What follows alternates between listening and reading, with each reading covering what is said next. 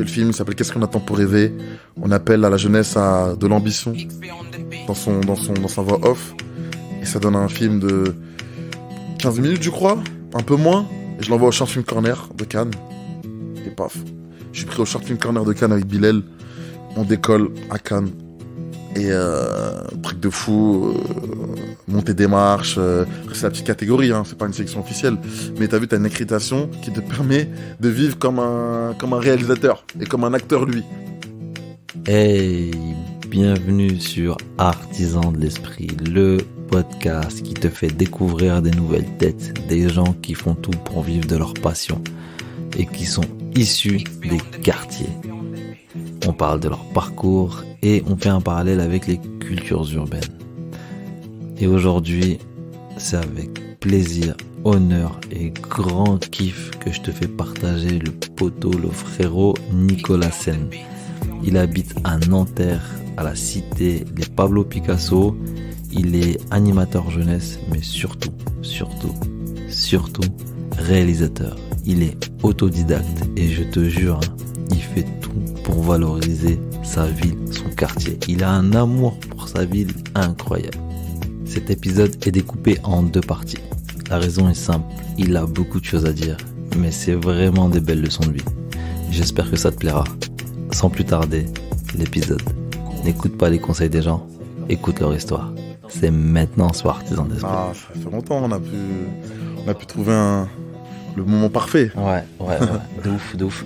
Donc bienvenue et je sais pas si tu es au courant, mais je commence toujours avec une question assez particulière, c'est comment va ton cœur ?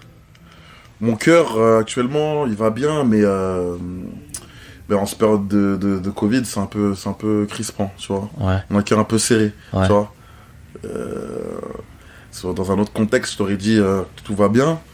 Mais on vit nos vies, tu vois. On essaye de faire abstraction, tu vois. Ok. Bon bah ça va, au moins t'es honnête avec ça et ça fait plaisir. Ouais. Bon, je te souhaite toute la force du monde déjà pour ça. Merci. D'habitude, je demande aux gens de me parler de qui ils étaient quand ils étaient enfants. Mais toi, j'ai plutôt envie de commencer par te demander de me raconter un petit peu ta cité. Ma cité, c'est une grande histoire d'amour que j'ai pour ma cité. C'est presque, on va pas dire indescriptible, tu vois, parce que je vais te le décrire tout de suite. C'est un amour pour que ce soit les habitants, les choses passées en tant qu'enfant, en tant qu'adolescent, et les histoires, l'architecture, de haut en bas. Voilà, moi, j'ai un amour pour le banc qui est posé à cet endroit-là, l'arbre qui est posé là, cette place-là, tout. Quand je dis j'aime bien ma cité, j'aime tout dans ma cité, tu vois, entre guillemets, tu vois. C'est pas juste l'ambiance, l'énergie qu'il y a, tu vois, c'est tout. L'arbre a le banc qui est posé là, tu vois. Il a une histoire, il a une énergie. Une histoire, j'ai des flashs de quand t'es petit, quand tu traverses la route pour aller à l'école, tout, tu vois. Moi, je suis un mec, j'ai beaucoup d'images dans ma tête, tu vois. Je suis le style de personne où tu vois, c'est un puzzle de mots et de pensée, tu vois. Justement, raconte-moi un petit peu une anecdote par rapport à ta cité. Déjà, de quelle cité on parle là ? On parle de la cité Pablo Picasso à Nanterre, dans le 9-2. Et Nanterre, ce qu'il faut savoir, c'est que c'est une grande ville. Avec la construction du prochain quartier, ce sera le 11e quartier, on va dépasser les 100 000 habitants. Si on parle de mon quartier, c'est une ville dans une ville, tu vois. On a environ 12 000 habitants, 12 ou 14 000, je sais plus combien. Et il est découpé en 2 parties. Quartier du Parc Sud, quartier du Parc Nord. Moi, j'ai grandi jusqu'aux années 2000, 99, 2000, quartier du Parc Nord. Et après, j'ai emménagé au cœur des Pablo, quartier du Parc Sud, avec ma mère. J'ai traversé le parc et on habite au Pablo, exactement au Primo. Et voilà, c'est une ville, c'est un quartier qui a l'ADN d'une ville, parce qu'on est beaucoup. Il y a plusieurs petites cités, tu vois. Les Touraillot, les Fernand, les G, l'étang, les Primo, tu vois, c'est grand. Il y a l'avenue, bien sûr. Et d'où vient cet amour? Alors pourquoi tu es autant attaché à ce quartier? Qu'est-ce qui s'est passé dans ce quartier pour que tu sois attaché à ce point-là?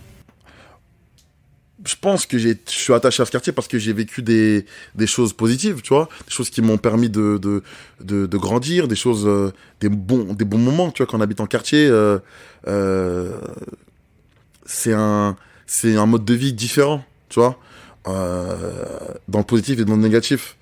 Euh, et en fait, tu sais, il y a plein de choses que des gens ne peuvent pas comprendre s'ils habitent pas dans le quartier.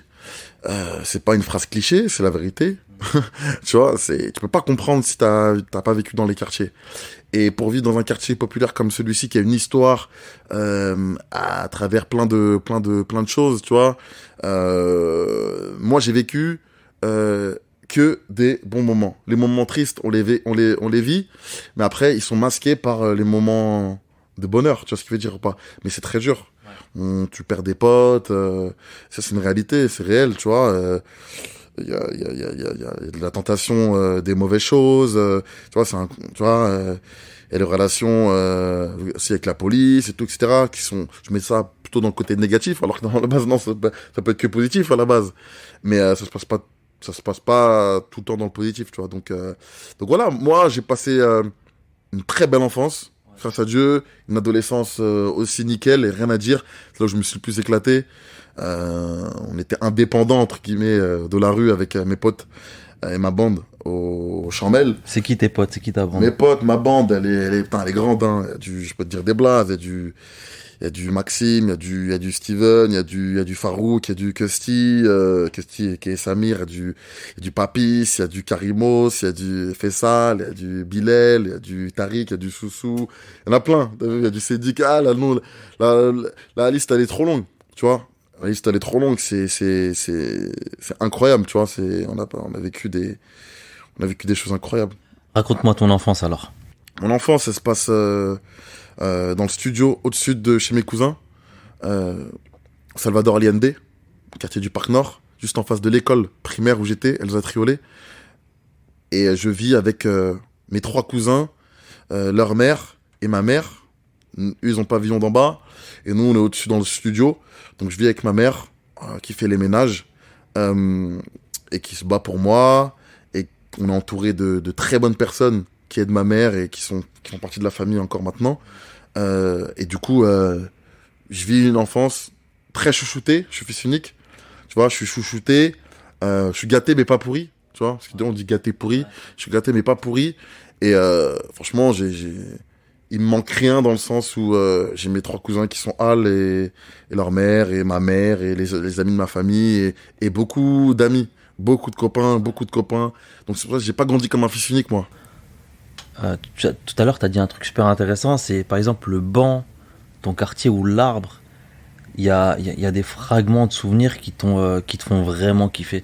Et c'est quoi un de tes plus beaux souvenirs dans ce quartier? Moi, je suis grave un mec nostalgique. T'as vu, je l'assume et tout. J'ai un mec, déjà, j'ai du mal à jeter les trucs d'avant. Tu vois, par exemple, moi, j'ai mes agendas d'école. Je suis en skis un peu dans ça, t'as vu, je suis un mec comme ça, où j'ai du mal à jeter mes trucs et tout, tu vois. Quelle correspondance, juste des petits mots, des petites lettres. J'ai des lettres chez moi de gens qui m'ont fait des lettres, tu vois. Moi, je suis un mec comme ça, tu vois. C'est des beaux souvenirs, ça aussi. Hein. C'est ça, t'as vu, après, voilà, maintenant, j'assume, tu vois, ce truc-là, t'as vu. Mais des souvenirs, dans le sens où, t'as vu, nous, ma bande, on était les gentils, mais on faisait des petites bêtises, toi, où, voilà, on s'amusait, voilà. Et en fait, nous, on occupait le quartier, on s'appropriait les lieux du quartier. Et en fait, un habitant du quartier, un citoyen, il s'approprie les lieux, il va chez lui, il va à la boulangerie, etc. Mais nous, on s'appropriait vraiment, c'était, vous savez, le truc, la rue est à nous. Ouais. Mais sans la désinvolture du non-respect. Tu vois, genre, voilà. T'as vu, nous, on a pu faire... Mais on faisait des bêtises, tu vois. On a fait du paintball dans la rue. Tu vois, on a fait du paintball. On avait des talkie-walkie. On faisait avec le mec, on faisait du paintball. On habite pas à côté dans les bâtiments différents. Et t'as vu, moi, j'habite vers le haut. Donc, un mec, talkie-walkie et tout. Nico, tu descends, tac. Sana, tu descends, paf, et tout. On était connectés et tout. Et on a fait des trucs de fou. Dans le sens, on kiffait. Et pendant très longtemps. C'est-à-dire que t'as vu, nous, même jusqu'à 20 ans, 21, 22, on continuait des petites des gauleries comme ça encore, tu vois. Des gauleries ou des chasses à l'homme. On profitait du quartier, on t'a vu, voilà, tu vois. Là, on est, tu m'as parlé un petit peu de ta jeunesse, ta relation aussi avec le quartier et tes potes. Moi, j'ai envie de te demander. Putain, j'ai oublié de dire Thomas, putain. Thomas, c'est mon gars. Bon voilà, petite dédicace à Thomas. Thomas à la Roussie, tout ça. La première fois que t'as pris une caméra, c'était pourquoi? La première fois que je prends une caméra, au risque de te surprendre, on se connaît bien, c'est en vrai quand j'étais plus petit, où en fait mon cousin Karim, il filmait beaucoup ce qui se passait dans la MIF, etc. Tout il filmait, il nous filmait moi, ma cousine, il filmait quand on se battait, on faisait du taekwondo, de la boxe anglaise et tout. Il nous filmait beaucoup quand je faisais du vélo. Bref, c'était un mec qui filmait tout. Et moi, c'est la première fois que je prends une caméra, c'est ça, tu vois. Et après, c'est venu longtemps plus tard, où j'étais vraiment le mec de la bande qui filmait tout, gardait tout sur son téléphone, qui avait un appareil photo numérique, qui l'a ramené au ski, et tout, etc. Moi, je suis le style de mec qui a ces souvenirs-là, tu vois. Et après, pour répondre à ta question, je pense que, comme tu me connais bien, bah, la première fois que je prends ma caméra et j'ai le déclic, c'est après mon année de BTS où, je filmais Bilal. Mon pote Bilal, c'est mon frère, t'as vu, et en gros, il fait du foot, il peut réussir dans le foot, et au moment où il peut réussir, il aurait être star, et il me dit, Dico, je vais être champion du monde. Je vais faire comme Rachid, son grand frère, tu vois. Parce que là, on parle de Bilal Kitou. Bilal Kitou, qui me dit, on est dans le salon, et c'était un moment où on était tout le temps ensemble. Vraiment, peut-être 6 jours sur 7, on était ensemble, tout le temps chez lui. Et en fait, on s'est rapprochés au moment où on pensait vraiment, on pense vraiment la même chose, même encore aujourd'hui, tu vois.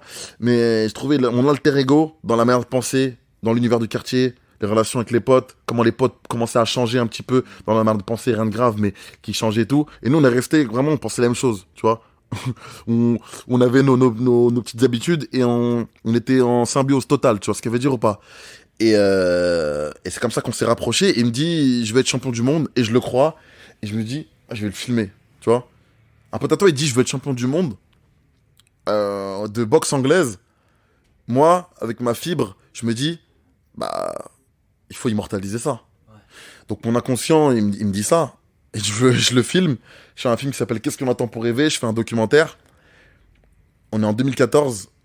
Et jamais tenu une caméra en vrai. Et du coup, je demande des conseils à mon pote Sofiane Alice, et qui est Caïs, et qui est Rapido, de Berthelot. Et il me donne 2-3 conseils et tout, et je le filme. Je fais le film, il s'appelle Qu'est-ce qu'on attend pour rêver. On appelle à la jeunesse à de l'ambition dans sa voix off. Et ça donne un film de 15 minutes, je crois, un peu moins. Et je l'envoie au Short Film Corner de Cannes. Et paf. Je suis pris au Short Film Corner de Cannes avec Bilal. On décolle à Cannes. Et truc de fou, montée des marches. C'est la petite catégorie, hein, c'est pas une sélection officielle. Mais t'as vu, t'as une accréditation qui te permet de vivre comme un réalisateur et comme un acteur, lui. Mais là, c'est un truc de fou quand même, parce que première fois tu tiens une caméra ou tu fais vraiment un premier court-métrage, tu te retrouves à Cannes direct. C'est une dinguerie. Moi, je fais un projet avec la ville pendant la semaine de ouf et tout, et je reçois le mail en sachant que je m'inscris au Short Film Corner en retard avec la carte bleue. J'ai pas de carte bleue à l'époque. C'est la carte bleue de Soraya, ma sœur depuis le centre de loisirs. D'ailleurs, c'est elle qui m'a déposé là, comme par hasard. Et je dis, Soso, passe-moi ta carte, j'achète un truc, tu vois. Je vais prendre un truc et tout, non, tu vois. Elle me dit, vas-y, tiens. Il était tard, t'as vu, j'ai fini le montage. Et 80 balles à l'époque, 80 €, et paf. Et 2 jours plus tard, je reçois le mail, vous êtes sélectionné au Short Film Corner de Cannes 2014 et tout. Donc t'arrives à Cannes, raconte-moi s'il te plaît tout ce qui s'est passé en détail à Cannes. Ah, il faut 2 podcasts pour ça. On arrive à Cannes avec des contacts de... Déjà, merci beaucoup à la ville, t'as vu, parce que la ville nous ont aidés financièrement. Parce que, D'accord. en fait, tu gagnes le concours, t'es invité à un Cannes, mais après, tu te débrouilles pour y aller, on est En fait, d'accord. t'es inscrit. Shorting Corner, c'est pas une compétition, c'est une inscription. Après, ils sélectionnent ton film ou pas. T'es dans un catalogue du monde entier, d'accord, des courts-métrages. Et voilà, t'as vu, voilà. C'est le marché du film, tu vois. Mais, donc, il y a la ville qui nous aide, on y va, tout. Et en fait, c'est pour dormir là-bas, comment on fait? On va pas dormir au Marriott, Ouais. le Martinez, on n'y est pas encore. Hein? Bientôt. Et en gros, il y a le frère de Bilal qui a un plan. Il a un plan, donc on se dit, putain, ouais, voilà, on a vraiment une bonne étoile, hein, tac, et tout. On a un plan là-bas, tout, Cannes et tout. Et on y va. On y va, et en fait, déjà qu'on arrive à la gare, la meuf, elle nous dit, on entend qu'elle a bu, tu vois. On se dit, ouais, je sais quoi ça, et tout. Oh, et tout. Elle peut pas venir nous chercher. Wesh, nous, on n'avait même pas encore retiré d'argent, tout. Billy, il y avait un peu de billets, tu vois. On prend un taxi jusqu'à là-bas. Déjà, tu vois. En plus, à l'époque, pas de crédit, t'as vu. On était en mode Blackberry, pas de 5G. Donc À l'arrache, frère. ça, c'était un peu chelou, tu vois. Pas de réseau, tout. On arrive là-bas, et en fait, on arrive, et la meuf, elle est pompette max, t'as vu. Et en fait, on se regarde, moi et Bilal, on fait, ouais, je sais quoi ce bourbier, t'as vu. Et elle était avec son frère, et en fait, ils étaient galbés, et en fait, ils parlaient, ils nous rendaient fous, et tout. Et nos valises, on les a posées, mais on voulait juste repartir directement. La phrase de Bilal, quand il me regarde, il dit, Rachid, il m'a pas dit ça. Genre, il dit ça, il dit en voix off, t'as vu, c'était un film, en fait. Ce moment-là, en fait, je pourrais jamais te le décrire. Parce qu'en fait, il faut le vivre ou le filmer, t'as vu? C'était trop marrant, trop puissant, trop angoissant, tout à la fois. C'est un truc de fou ce qu'on a vécu. Mais en fait, ça sera jamais à la hauteur de ce qu'on a vu avec nos propres yeux, tu vois ce que je veux dire ou pas? La meuf, elle nous parlait c'était une meuf de la jet set, en fait, tu vois? Mais qui était à l'ouest total, tu vois? Et qui nous parlait du frère de Bilal, qui tout, et tout. Elle nous touchait, bisous, et tout, nanan, et tout. On a dormi. Bilal, on dort comme ça dans le même lit, moi et Bilal. On regarde on regarde le plafond. Il dit, de première heure demain matin, on part. Hein. Il est passé Voilà, il me dit, on part. Hein. Je crois qu'il a même pas dormi, je crois, lui, pour te dire. Et il me dit, on part demain. Appelle Caïs. Parce que Sofiane, il venait aussi, il avait un film lui aussi. Mais ils avaient une chambre, ils avaient pris une chambre, mais loin. C'était genre rien à voir, t'as vu, à 1 heure. Mais on était jeunes, on savait pas comment faire, tu vois. Et au niveau de l'argent, première heure que Sofiane, il vient, il nous récupère. On va prendre nos accréditations à Cannes. Tac et tout. Oui, on sauve le matin, on dit pas au revoir et tout. Hein. On est parti en mode cité, je vais pas te mentir. On est parti, tac, pas lavé, rien. On est parti à la sauvette, t'as vu, genre on a jeté nos valises dans le coffre un peu encore ouvert à Sofiane. Chapeau de roue, ah tout ouais, ça. on est parti direct. Et en gros, on est parti au palais. Tu vas au palais pour prendre ton accréditation. Tout, et tu vois ta photo, ton blaze et tout. Et comment tu te sens à ce moment-là? Là, c'est vraiment un sentiment où tu planes. Alors que c'est à petite échelle, mais c'est à ton niveau c'est à ton degré de joie, entre guillemets, tu vois. Parce qu'avec du recul, c'est pas un truc de fou. Mais à ce moment-là, c'est un truc de fou, mais avec du recul, moi, je te dirais que c'est pas un truc de fou, tu vois. Après, chacun ses trucs, tu vois. Mais j'aimerais bien le revivre, cette émotion-là, tu vois. Parce que c'est une première. Et les premières fois, demain, t'as le bac, t'es content, permis, t'as le content, nanana, premier enfant, nanana, etc., tu vois. Et c'est une première fois, donc t'es super content. Mais t'as pas de logement. Où tu vas dormir? On va à l'hôtel de ville, je te la fais rapide. On a un numéro, on appelle des hôtes, tu vois. Et en fait, on tombe sur un couple de vieux qui ont une maison de malades, d'accord, qui vivent à l'intérieur, mais ils ont plusieurs étages. Et c'est pas trop cher. Et en fait, on visite, et c'est un endroit de fou. Et c'est à Cannes, c'est à 5 minutes du palais. Et en fait, même les poteaux, tu vois, ils ont résilié leur appartement là-bas pour venir avec nous. Et après, on a vécu là-bas et tout. Et après Cannes, tu vois les Chris Tucker, Chris Tucker qui te fait... tu dis, hey Chris. Il me fait, hey man. avec sa voix à la Rush Hour et tout. Je regarde Bilal, oh, c'est une scène. C'est Friday, c'est vraiment Friday Rush Hour. Et t'as vu, moi, vraiment les restas qui me font rêver. T'as vu, j'ai jamais été je suis pas un fan, moi, tu vois. Mais là où je me dis, ah ouais, quand même, vraiment, c'est les mecs comme ça. C'est genre Chris Tucker, tu vois, des sucrés de Prison Break juste à côté, ils te regardent. Des gens qui sont loin de nous à la base, en fait. Voilà, ils te calculent, tu vois. Ils Ouais. calculent, le mec de Spider-Man, des mecs comme ça, tu vois. Sans rien enlever aux stars françaises. Hein, ouais, bien sûr. Mais vraiment, ce qui font rêver les étoiles, même je pense que les stars françaises, je les regarde aussi comme ça. Tu vois, Chris Tucker, tu vois, c'est toute ton enfance qui en joue, tu vois.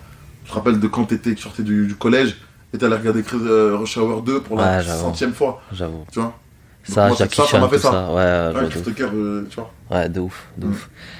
Incroyable parce que, en fait, c'est super important d'être satisfait quand on se lance dans un nouveau projet, quand on fait quelque chose, que ce soit pour la première fois ou qu'on persévère. Toi, t'as eu dès la première occasion d'avoir une grande récompense, parce que c'est une grande récompense en vrai, tu vois. Et après, c'est normal de se dire avec du recul, c'est rien parce que t'es quelqu'un qui aspire à encore plus grand, tu vois. Et est-ce que ça a changé quelque chose chez toi, le fait d'en arriver là aussi rapidement, ou bien même si t'avais pas gagné le concours, t'aurais continué quand même? Alors, en toute sincérité, je pense pas. J'aurais essayé d'autres choses, mais en fait, ça m'a donné confiance. En fait, j'aurais continué, mais j'aurais pas eu peut-être la même trajectoire. En fait, moi, ça m'a donné confiance directe. Toi, t'envoies un film, t'es à Cannes, waouh, tu mesures un peu, tac et tout, tu comprends que c'est possible. Quand tu montes les marches, personne te calcule parce que t'es personne, et que tu rentres dans la grande salle de Cannes, et que une habituée du festival te regarde de haut en bas avec bienveillance.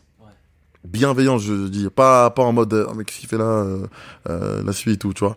En mode bienveillance et dire salut jeune homme, ça va? Alors t'as un film ici et tout, qu'est-ce que tu fais ici et tout, tu vois. Comme ça, donc, tu vois, elle me parle comme ça. Je dis ouais, non, j'ai eu un film et tout, nanana. Je dis ah, c'est bien et tout. Ah, moi, je suis à mon 40e festival et tout, tu vois, ou plus même à me dire comme ça, tu vois. Et bah, bon courage, j'espère qu'un jour tu mettras ton film ici, tu vois. Elle me dit ça. En vrai, elle me dit ça à la fin d'un film dans la grande salle, tu vois. Là où tu reçois les prix de la grande salle, tu vois. Et là, tu prends confiance. Tu dis, ah ouais, tout. Tu vois, tu dis entre guillemets, c'est pas si fermé que ça. Ouais. Tu vois, tu dis que c'est possible. En gros, ça te donne des idées, tu vois, ce qu'elle veut dire ou pas. Je sais plus c'était quoi ta question déjà, mais... C'est ça, t'as répondu. Et en plus, tu vois, à quel point c'est important aussi les paroles que tu peux donner à quelqu'un, même si c'est des inconnus ou pas, tu vois. C'est ça, en fait, c'est les mots, les gestes, le regard, peut-être même dans le non-verbal, tu peux aider quelqu'un. Tu vois, moi, ce jour-là, à Cannes, on a rencontré Moussa Touré, réalisateur sénégalais, qui avait fait La Pirogue 2 ans avant, qui était en section de la quinzaine ou section officielle. Moussa Touré, à ce moment-là, il est jury, et nous, on a un projet au Sénégal, 3 mois plus tard, avec Bilal d'ailleurs, et Sofiane. On intercepte, on est là, on est en mode cité et tout. Ouais, on a un scénario, on va au Sénégal. Tout en plus, dans 3 mois, on aimerait bien faire une masterclass avec vous, tout, là-bas et tout. C'est très bien, je suis en août au Sénégal et tout, tac. Il est venu, il nous a fait une masterclass au Sénégal. Moussa Touré, très grand réalisateur sénégalais. Voilà. Exemple, voilà. Après, on s'est recroisés plusieurs fois et tout, mais incroyable, tu vois. Mais, c'est important. C'est important parce qu'en fait, la première chose que tu vas donner à quelqu'un, soit un encouragement, soit une source de motivation, ou bien un truc qui va faire que le gars il va pas être saucé. Et bah, faut faire attention aux mots. Tu dis aux gens. Pour moi, faut toujours donner une bonne image. Faut toujours être dans la bienveillance, tu vois. Même si tu peux pas aider, mais tu peux aider à ton échelle. Ah, c'est bien ce que tu fais et tout, bah continue, lâche pas, ça suffit déjà, c'est déjà bien, tu vois. Et ça, je pense que t'as vu, on a un petit syndrome peut-être dans les quartiers où on a besoin de ce truc un peu, où on nous couvre, où on nous dit c'est bien, tu vois. Et plus qu'ailleurs même, plus qu'ailleurs, tu vois, on est stigmatisé, on est trucs sans faire les victimes et tout, tu vois. Mais C'est bien. T'as vu, moi, j'ai pas... mon premier Cannes, t'as vu, on s'est senti... Par contre, on s'est senti petit. Tu te sens petit dans cette grosse industrie, tu sens que t'es personne, et c'est bien pour un petit coup au moral et tout, parce qu'on est vraiment personne et tout, on savait tout, mais on est en détente, Bilal il prépare une finale de coupe en amateur, et on s'entraîne sur la plage, on revient de Cannes, il gagne la coupe, tu vois, ce jour-là, il y avait Lajli, ce jour-là, c'était à Clichy, où il y a eu la haine, là, Chanteloup-les-Vignes. On va là-bas, Bilal combat, il s'entraîne pas de la semaine, une fois sur la plage avec moi, il va, il gagne. Il y a Lajli ce jour-là. Et Lajli, moi je le connais un peu, maintenant je commence à m'intéresser au cinéma. Et on est en 2014, hein. Je l'intercepte, je dis, oh tout, j'ai pas à Cannes. Déjà, je reviens de Cannes, j'étais à 3 heures, j'étais à Cannes et tout. On était avec Bilal, tout, on a fait un film et tout. Ah, c'est bien les gars, tout. Et enthousiaste, mais tranquille. T'as vu, genre pas en mode c'est de fou, mais voilà, bienveillant. T'as vu, genre bon, j'ai un bon souvenir de cet échange. T'as vu, c'était suffisant ce qu'il a donné à ce moment-là, tu vois. Il me donne son mail et tout, j'ai jamais réutilisé, mais voilà, au moins, il me l'a, voilà, il était là.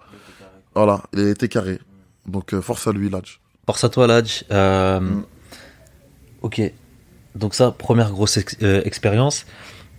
Ça t'a forgé, ça t'a aidé à avoir confiance en toi, à te donner de la vision aussi sur ce que tu veux faire.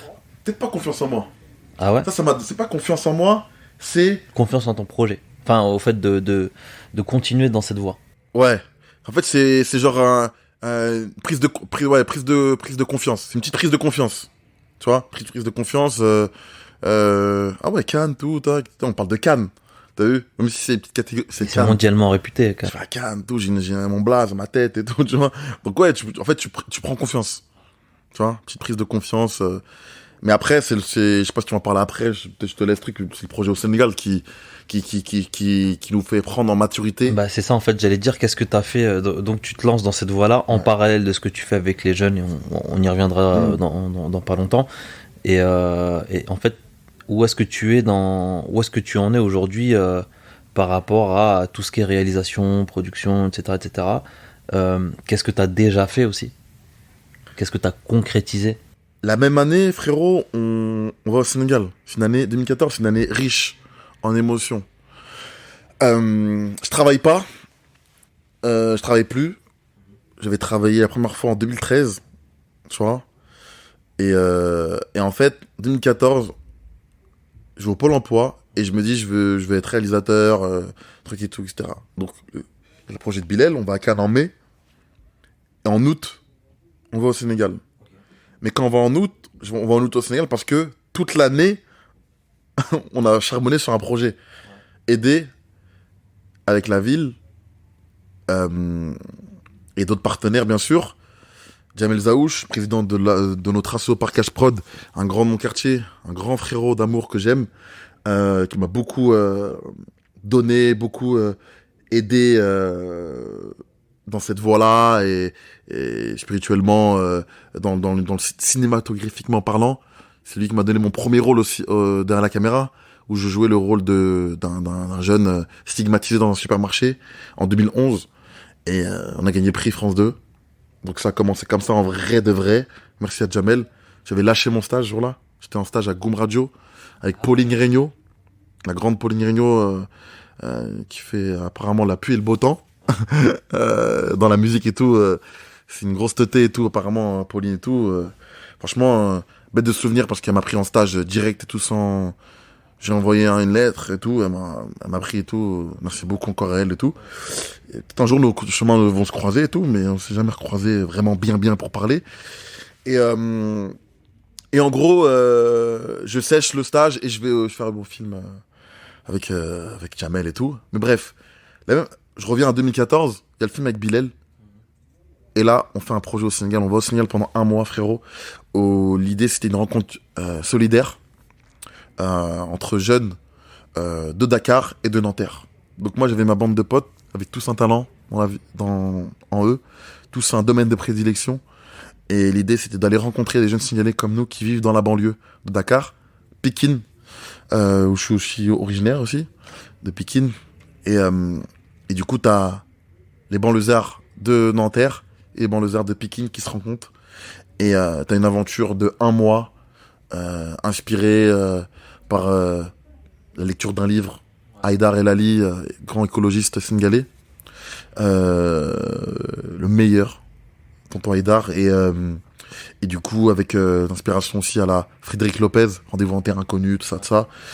Et ça m'a donné envie de faire ça, et l'idée a été réalisée. On l'a fait. On a pleuré, on a rigolé, on a pleuré peut-être 2-3 fois chacun. C'est quoi un de tes plus beaux souvenirs? Au Sénégal? Ouais. Un souvenir fort. Fort. Généralement, c'est avec les enfants, t'as vu? Mais en fait, j'ai un moment fort. C'est, t'as vu, on est avec un lutteur sénégalais. Frérot, c'est un truc de fou. Il y en a plusieurs, ah putain, c'est dur. En fait, il y a un moment fort de fou. En fait, on a qu'un lutteur sénégalais connu localement sur la ville, tu vois, il s'appelle Forza. Et en fait, on va dans son village. Il y a un grand tournoi de lutte sénégalaise, c'est le sport national là-bas. Et en fait, on passe une bête de journée et à la fin, on est épuisé. Le lendemain, on devait partir à l'île de Gorée et tout. Et en fait, dis-toi, Forza, on le raccompagne à la Médina, quartier de Dakar. Et en fait, nous, on voulait pas descendre. On voulait juste rentrer, mais t'es mort. Vraiment, t'as vu? Et en fait, il insistait. Et après, on est descendu pour lui dire au revoir. T'as vu, on prend dans les bras, tout. Entre-temps, on avait pleuré déjà dans le truc.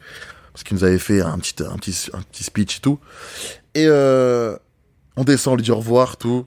J'allume ma GoPro. J'ai la caméra en main. Et en fait, je vois une énergie. Il y a un bruit d'ambiance. Et t'as vu? Comme si on était dans les favelas de la Médina. Et t'as vu? On est avec une rosta. T'as vu? À ce moment-là. Et en fait, il y a une petite arène dans la rue où les mecs, ils font un peu de lutte sénégalaise, mais ils se touchent et tout, etc. Et il y a tout le monde autour. Les gens par la fenêtre et tout. Et ça chante, ça crie de partout. Oh, il y a une ambiance de fou. C'est le feu. C'est le feu. Et t'as vu, ce moment-là, un rêve. La couleur d'image, t'es dans Arte. Même mes yeux, c'était dans Arte. C'était Arte, en fait. On était dans Arte de ouf. Et je filme. Et cette séquence, c'est moi qui a filmé ce moment-là. Et ça, ce moment-là, dans le film, il est vraiment à l'image de truc. Parce que j'ai vraiment filmé de fou comme ça. On peut le retrouver ou pas? Ouais, je t'enverrai le lien du film. Ah ouais, donc 2014, année chargée à mort. Année chargée. Et qu'est-ce que t'as fait d'autre, en fait? Aujourd'hui, t'en es où? J'arrive après 2014. Jamel Zaouch m'envoie le concours film de ton quartier, frérot. Ouais. Je sais que tu l'attendais, celle-là. Ouais, de ouf. Je sais que tu l'attendais, mon frère. Jamel m'envoie le concours film de ton quartier et je vais te le faire en toute honnêteté, t'as vu, sans arrogance, truc. Quand je vois le truc, je me dis, je peux gagner. T'as vu? Non, je te dis, je vais gagner, t'as vu? Je te dis, je peux gagner, parce que je peux pas faire le mec truc. Mais je te dis, non, sincèrement, parce qu'on est entre frères, t'as vu? Je savais que j'allais gagner, en gros, t'as vu? Parce que c'est pas moi. C'est pas moi. Ça revient au quartier. Je sais ce que mon quartier a à offrir si je filme mon quartier. Tu vois? C'est la force de mon quartier. Au-delà du minime talent que je peux avoir, je sais ce que mon quartier peut offrir. Les regards, les gens, tu vois? Donc j'avais confiance en mon quartier. C'est ça surtout. C'est pour ça que je savais que j'allais gagner. Donc je fais un film de 3 minutes 30. Parce que le concours, c'est filmer son quartier, sa ville, son village en 3 minutes 30. C'est la première édition de ce concours. Et je suis lauréat. France 3. Cérémonie, tout ça, Alors, quand je t'écoute, est-ce que quand tu vois le résultat, t'es pas surpris, t'es sans plus, ou t'es quand même content et fier? Je suis trop fier parce que ça, c'est le projet qui m'a donné confiance. On est à l'Institut du monde arabe. Il y a ta mère, elle est proche de ta mère. Il y a les poteaux. J'ai pas ramené tout le monde. Je l'ai pas effrayé un peu le France Télévisions, hein? Ouais. Mais ouais, je prends confiance à cause de ça. Vraiment là, à ce moment-là, je prends confiance. Tu vois, je vais à Cannes, on va au Sénégal, on s'éclate avec les poteaux, on se fait un vrai kiff. Le film n'est même pas encore monté, mais on se fait j'ai quelque chose que j'ai vécu, ça me fait grandir, etc. On vit quelque chose, les voyages, ça fait grandir. Les gens, ils le savent, d'autres non. Les voyages font grandir. Donc je vis ça et je fais un film sur mon quartier. Je suis lauréat. Donc prise de confiance. Ouais. Et surtout que, en fait, contrairement à Cannes, même si c'est quelque chose d'exceptionnel, bah là avec France 3, on te met vraiment la lumière sur toi. Là, ça n'a rien à voir. Là, t'es à l'Institut du monde arabe. T'as le président de France Télé, paix à son âme, Rémi Fimelin, qui m'a déjà vu dans Kojo en 2011 en tant qu'acteur et qui me voit maintenant en tant que réalisateur, on est au-dessus de la terrasse. Il y a les Jacques Lang et tout, etc. Il y a les Big Fish de France Télé et tout. Et lui, il me regarde et je lui dis, Rémi, je peux vous voir? Je dis pas Rémi, je dis Monsieur Fimelin, je peux vous voir, pouvoir rencontrer et tout. Moi, direct focus, je pense loin déjà et tout, je suis clippé dans ma tête et tout. Et il me dit, ouais, pas de souci et tout. Tu vois? Moi, j'ai vu Rémi Fimelin. Moi, j'ai fait un rendez-vous avec le président de France Télévisions. Lui et moi, il regardait le Tour de France, frérot. En juin 2015, il regardait le Tour de France avec moi et lui, comme ça. Avec David Azoulay. On regardait le Tour de France un peu avec lui. On parlait du cinéma. On parlait de ce que je pourrais un jour espérer apporter un jour à France Télévisions. Un jour ramener les Picasso dans un long métrage, etc. Je suis déjà dans le délire de ça. Tu vois ce que je veux dire ou pas? Et ça, tu vois, ce concours-là, c'est une histoire d'amour parce que ça m'a permis voilà, tu vois, vraiment, vraiment, vraiment, vraiment. Et surtout, dans ce concours-là, ils font un film sur les gagnants. Donc la réalisatrice Inmedeb, à qui je fais un gros coucou, elle réalise le film sur les 10 gagnants du concours et elle vient au Pablo, elle a un coup de foudre et c'est normal. Ils ont rushé plus que dans toutes les autres villes, frérot. Ils sont venus le matin chez moi, ils sont partis à 18h, 19h. Ils ont vu tout le monde. Ils ont vu tout le monde, les mecs qui font de la moto, ils ont vu ceux qui ont les commerces, ils ont vu mon coordinateur de l'époque, Abdelkarim, ils ont vu Jamel, donc c'est la séquence avec Jamel qu'ils ont retenu en plus. Ils ont une balade avec moi, Bilal, Karimos, les petits et tout. Inès Werdan, le sang de la veine. Elle aussi une séquence avec elle, tu vois. Franchement, et c'était au cœur, tu vois. Donc c'est surtout ça. Parce que entre guillemets, en toute modestie, c'est mes potes qui m'aiment le rappeler. Je suis le premier, entre guillemets, de notre génération et avoir mis les Pablo, entre guillemets, à la télé, de cette façon-là. Tu vois? C'est réel. Je suis le premier mec à filmer la cité avec un drone. Donc, tu continues encore dans cette voie. En fait, je sais pas, mais si tu te dis avec du recul, quand même, en si peu de temps, parce qu'en fait, ce qui est plus ouf, c'est pas ça en vrai, mais c'est que t'as pas vraiment de formation, tu vois. Moi, je suis... Et est-ce que tu vois le temps passer? Est-ce que tu vois, c'est ça que... Alors, t'es un autodidacte, en fait. je suis autodidacte et fier de l'être. Je manie les... Je fais le Kerry James. En fait, autodidacte, c'est lourd. Parce qu'en fait, tu te fais ton école tout seul. Ça a des inconvénients et des qualités, tu vois. Moi, Scorsese, il le disait, Scorsese, tu vois. L'école, elle est sur Internet maintenant. T'as vu, on parlait de génération Internet. Bah moi, j'ai appris via des conseils de gens, un mec comme Sofiane Alice, un mec comme Jamel Zaouch, mais surtout, il y a Internet. Internet, tu veux voir une masterclass de Scorsese, tu la regardes. Une masterclass de Audiard, j'en ai regardé peut-être 2-3. J'en ai même vécu une en vrai à Cannes en 2014. Donc, tu veux écrire un scénario, tu peux t'en sortir sur Internet à regarder, tu vois. Tu peux lire, tu peux apprendre à écrire, tu peux tu vois. Après, je vais pas te mentir, j'ai tenté de faire l'école de Luc Besson, tu vois.